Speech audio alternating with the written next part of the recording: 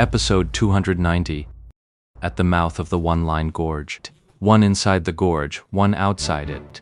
Zhang Xinji saw Ye Shu as Lord Grimm. At the same time, Ye Shu spotted Zhang Xinji's Nightwalker. This ID was certainly not unfamiliar to Ye Shu, but its current positioning instantly gave him an extraordinary feeling. Ye Weiyang is just Ye Weiyang, a character. But who's the player behind the screen? Since Ye Shu's Lord Grimm already had Ye Weiyang on his friends list, and he'd been spotted anyway, he simply sent him a message. Who's there? Damn. That fuck came from Ye Weiyang himself, standing behind Zhang Xinji. Seeing the message Lord Grimm had sent, he immediately thought, this guy is way too arrogant. You're not getting out. Zhang Xinji fired off a reply so fast that Ye Weiyang barely saw a blur before a string of text appeared. By the time he finished reading it, the message had already changed. It was already Lord Grimm's reply. Oh, trying to set an ambush, are you? With another flicker, Zhang Xinji sent another message. Right. How many people? 6. The striker, blade master and sharpshooter were all tensely preparing for battle, completely unaware that the two figures inside and outside the valley had started chatting.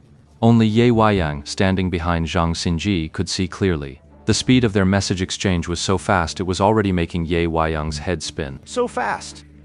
Ye Weiyang marveled inwardly. From Zhang Xinji's monitor, he saw Lord Grimm at the base of the valley. The character wasn't rushing to charge up the slope. Instead, he was patiently pacing left and right, as if peering out toward the mouth of the canyon. Nice positioning. Suddenly, Zhang Xinji received another message from Lord Grimm. My apologies for the wait. If you're done reading, let's not waste any more time. Here I come. After Lord Grimm sent that message, he suddenly accelerated, his character sprinting up the slope. Ye Weiyang, watching the battle, felt her heart leap into her throat, let alone how tense the players in the thick of it must have been. Seeing Lord Grimm, it was clear he was about to charge the formation. Jiang Yu and the striker instinctively glanced at Zhang Xinji beside them. His expression, however, remained utterly unmoved, his focus only intensifying on the screen before him. Lord Grimm was getting closer. Jiang Yu's hands, one gripping the mouse and the other resting on the keyboard, began to tremble. He was itching to launch his attack, but with Zhang Xinji present, he didn't dare act on his own. He could only wait for Zhang Xinji's command. Yet Zhang Xinji remained silent. Not enough? Judging by our positions, I should be the one to make a move. Or is that assessment too obvious? So Vice Captain Zhang didn't think it was necessary to give an order. He stayed silent, waiting for me to make my move. Countless thoughts raced through Jiang Yu's mind, and he instinctively glanced toward Zhang Xinji. He saw Zhang Xinji's lips suddenly twitch. Mage. Jiang Yu heard the voice in his headset and responded casually. Huh? Only then did he realize Zhang Xinji had just signaled him to attack. He hurriedly turned his attention back to his controls, cursing himself for losing focus and letting his mind wander. But his move was just a half-beat too slow. But Jiang Yu's mechanics were still solid. 2 quick inputs in succession, and fireball. Frost Fire Orb. 2 minor spells cascaded down the slope, followed by a longer incantation that culminated in a blast of flame. Jiang Yu's control was impeccable. The fireball and frost orb spells weren't fired in a straight line. They were launched with a slight delay and angle, one after the other, linking up perfectly. But Lord Grimm, in the midst of his sprint, veered sharply, just as the fireball was about to manifest, then twisted again without a hint of pause, slipping through the minuscule gap between the 2 spells. Damn. Ye Weiyang herself cried out in alarm. There were plenty of ways to dodge Jiang Yu's 2 spells, but Lord Grimm had chosen the fastest, most dangerous and most skill-intensive method, exploiting precise timing through a deep understanding of his character's attributes and capabilities. What's more, the exit of Line Canyon is on an uphill slope, so you also have to factor in how the incline affects a character's movement speed. Only by calculating all these details could you pull off 2 such precise directional changes. That's no simple feat. The payoff for these 2 incredibly difficult maneuvers was nothing short of spectacular. Lord Grimm had barely lost any time to the spells. In an instant he had closed a significant portion of the distance between himself and the 6 pursuers. Jiang Yu hadn't anticipated such an unorthodox evasion. His flaming burst had already finished its incantation, but he'd aimed it at the wrong spot entirely.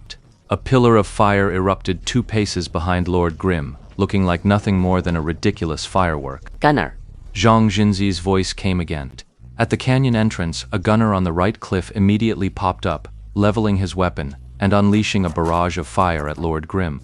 Lord Grim hit the dirt, bullets striking the ground around him in a shower of sparks.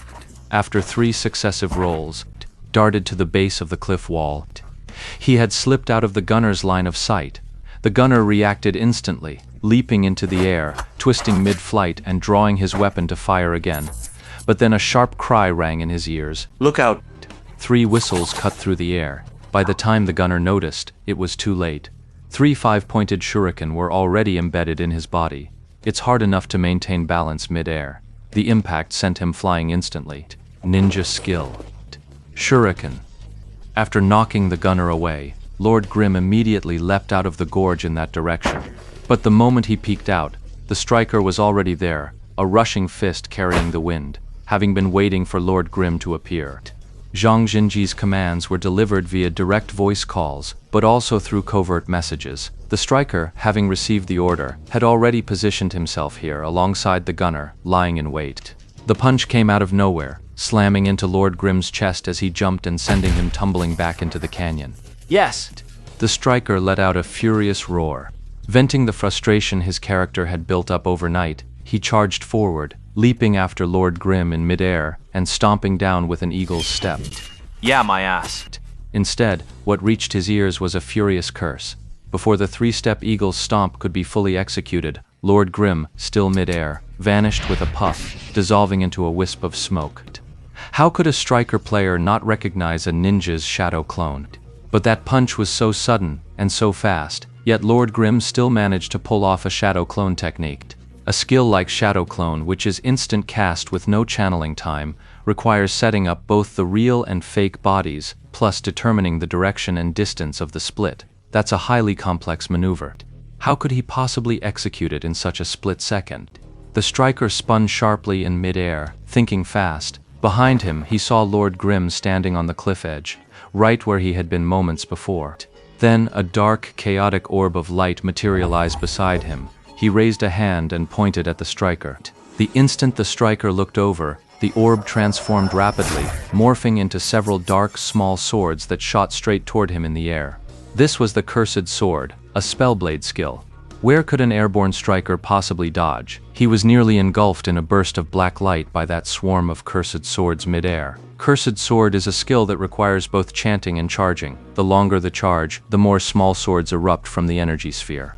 Lord Grim hadn't charged this attack to its limit, clearly wary of other potential opponents. He gave the brawler a token gesture, then immediately disengaged, only to turn and find a blade's flash already upon him.